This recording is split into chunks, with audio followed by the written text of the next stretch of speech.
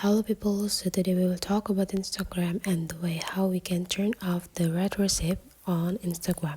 So basically red receipt is an information whenever you read the message that people send to us. So below the bubbles will give an information about that you have been seen at the bubbles. So here if you want to turn off the red receipt, you just need to open your Instagram, and now you just need to visit your profile and then click the three straight lines on the top right corner and click settings and privacy.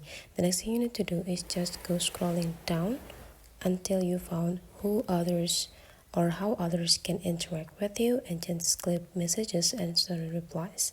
Now in the second box you will see a show red receipt, so you just need to go click it and turn off this button. And now no one's gonna see or no one's gonna receive any information that you haven't read their message.